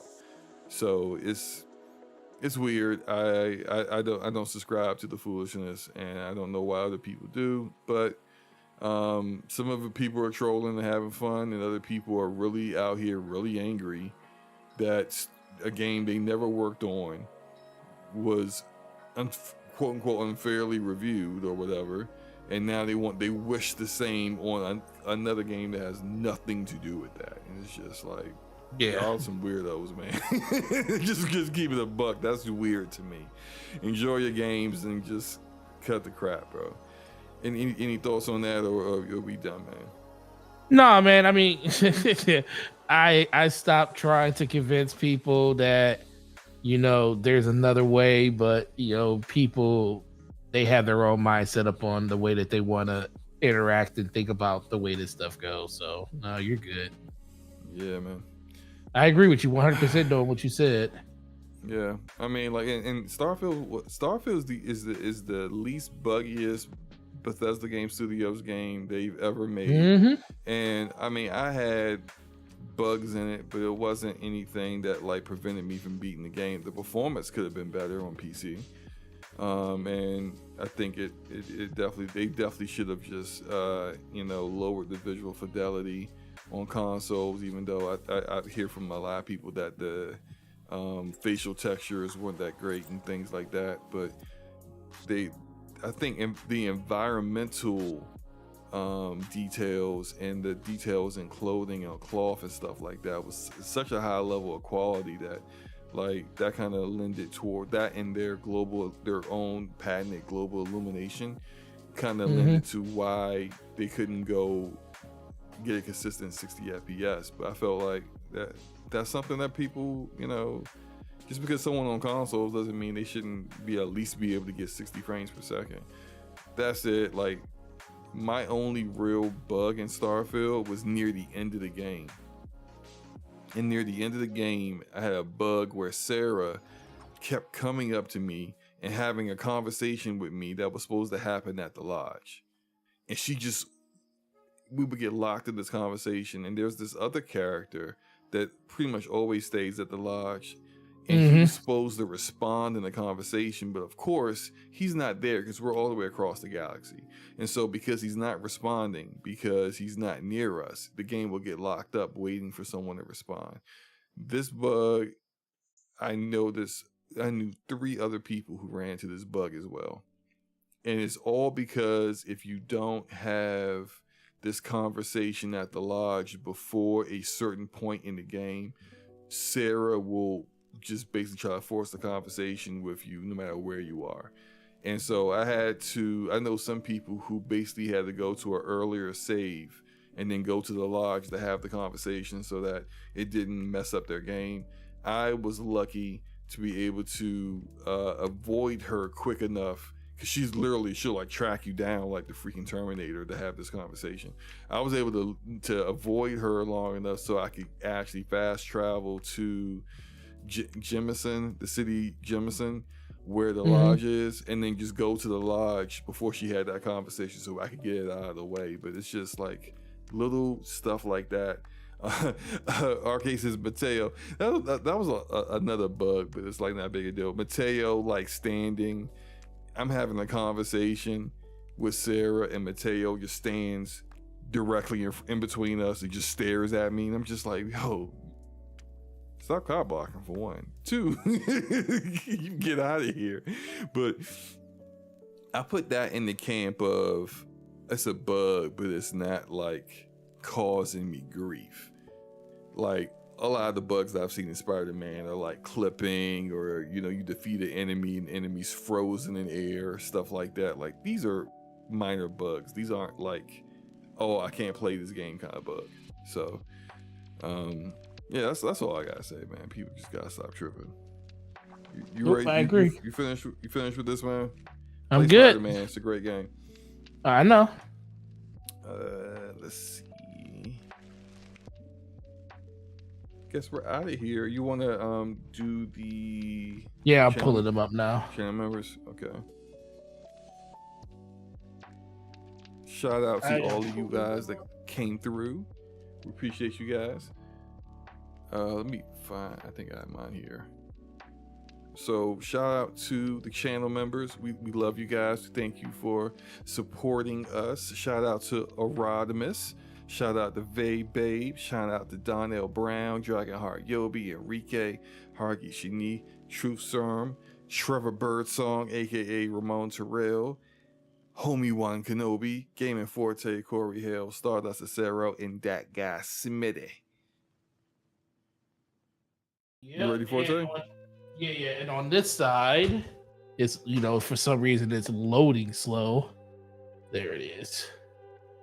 And on this side, shout out to the homie Brat, Basement Radio Arcade Podcast, Donnell Brown, Stardust Acero, Ramon Terrell, Trevor Birdsong, Hargi Chini, Corey Hale, SloMoBackSlap, DJ Oris, and that guy Smitty. Really appreciate you guys for all the support you give us at that level, and can't wait to see you guys next week. That's right. We will be back at our regularly scheduled time, we believe, a Thursday. Yep. Next week will be good. Standard time. Of course, we'll be streaming on Forte's channel with the double stream on DPS. You did get the other one on DPS up, sure right? is. Okay, just want to make sure.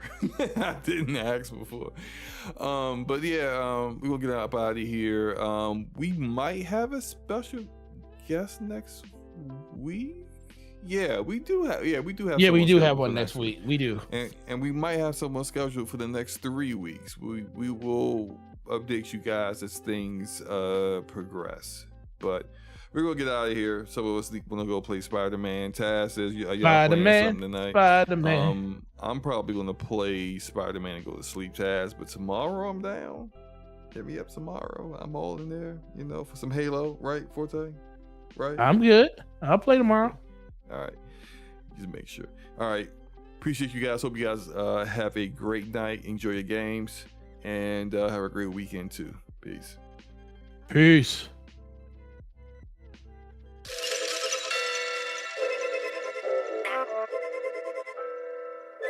Man, slow-mo. That was crazy.